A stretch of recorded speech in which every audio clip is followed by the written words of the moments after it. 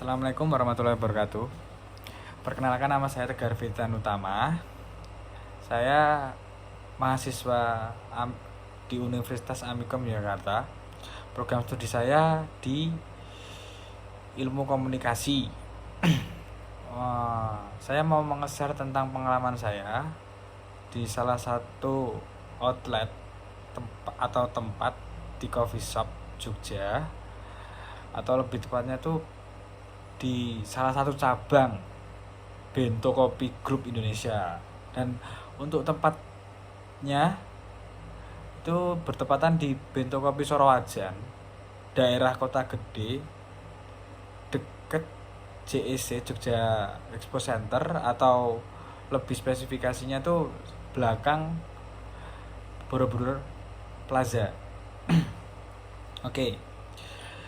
Untuk pertama-tama saya sebagai head kitchen itu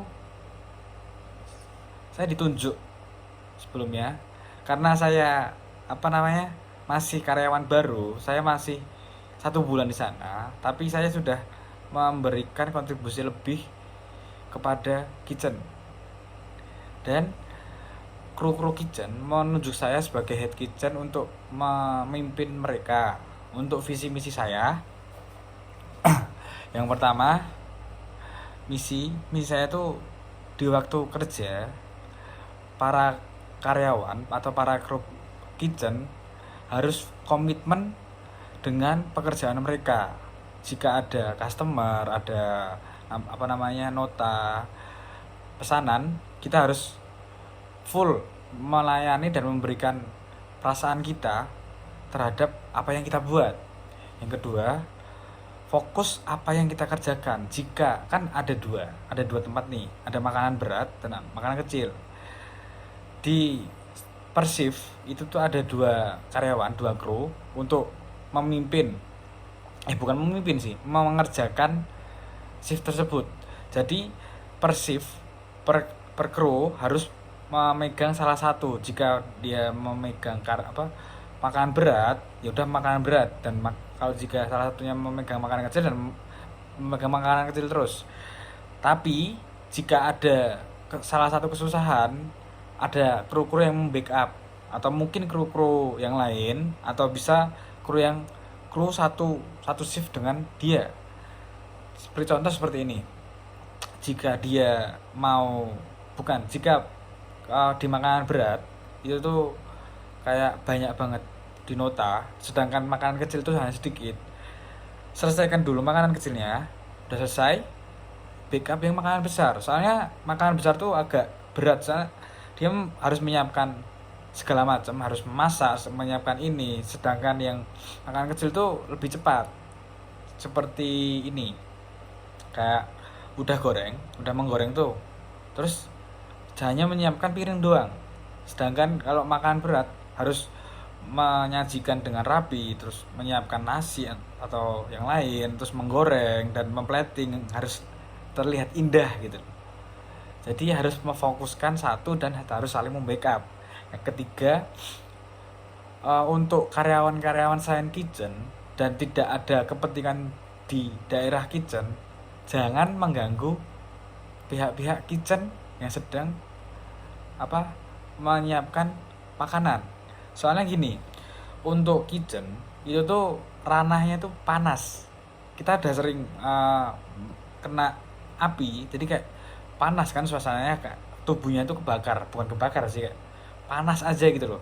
Terus jika ada kayak karyawan lewat atau mengganggu, jadi kita tuh sedikit emosi gitu loh. Udah mengganggu, tidak membantu, itu sangat-sangat riskan untuk kita emosi. Jadi kalau misal kita emosi, kita menyajikan suatu hal, itu tuh tidak baik. Dan untuk visi saya selama saya menjabat jadi head kitchen, itu tuh dalam menjalankan kepemimpinan di instansi tersebut memberikan kenyamanan untuk karyawan kitchen, dan partner yang saya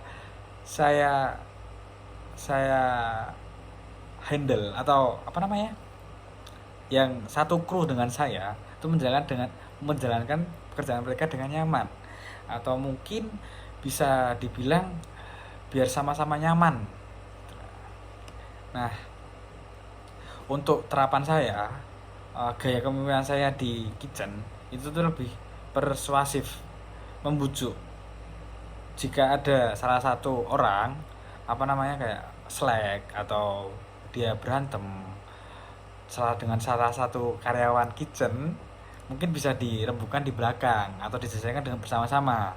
Soalnya gini, kalau misal cekcok di dalam kitchen itu gak enak. Jadi kayak sini sini udah panas dan sini panas, terus mereka emosi, jadi kayak gak beraturan. Itu saya sebagai head kitchen membujuk mereka, atau misal saya tidak ada di outlet atau di tempat, saya meminta kepada SPV atau supervisor itu untuk menghandle sebentar jika ada problem di kitchen. Dan saya juga inovatif, gaya saya inovatif, memberikan apa namanya kayak contoh atau menu baru, atau kalau enggak kan setiap hari itu tuh ada jatah makan untuk karyawan, dan saya memberikan resep-resep atau menu-menu makanan buat dimakan karyawan. Dan saya juga menerapkan gaya investigatif atau curiga. Saya harus curiga dengan seseorang karena di kitchen tuh banyak yang mengambil makanan-makanan kayak gini. Mau disiapkan, ini mohon maaf ya, ini disiapkan, itu makanan sering dimakanin satu-satu kalau berlebihan. Jadi kayak sengaja karyawan-karyawan kitchen tuh sengaja melebihkan muatan yang tidak sesuai dengan takaran. Jadi kayak harus curiga, harus gimana caranya produk ini atau bahan ini itu bisa awet 1 bulan. Karena jatah kita untuk itu tuh harus menekan HPP di kitchen. Dan saya orangnya memberikan motivasi kepada karyawan kitchen. Kayak misal mereka sedang terpuruk atau lagi ada masalah problem di luar kitchen, jadi saya harus memberikan dia kayak ayo semangat, harus bisa, ayo nggak apa-apa, dah yang luar dan nanti aja kita ngomongin nanti, atau lagi senggang kita bisa bicara lah. Tapi kalau misal lagi itu harus profesional, kita harus bener-bener menyajikan sesuai dengan SOP. Dan yang pertama tuh saya naratif, saya banyak omong selama di kitchen, saya harus banyak omong dan harus gimana caranya tuh harus tidak boleh berhenti ngomong. Bukan nggak boleh berhenti ngomong sih, tapi kayak ada customer, ada apa, atau ada something yang membuat kita nggak enak, di situ harus omongin semua, omongin. Dan saya juga harus ngomong. Terus kalau ada customer yang apa namanya komplain atau apa, saya juga harus berbicara dengan mereka dan memberikan penjelasan sesuai apa yang saya lihat dan apa yang saya lakukan. Jadi seperti itu gaya kepemimpinan saya, model kepemimpinan saya dan pengalaman saya.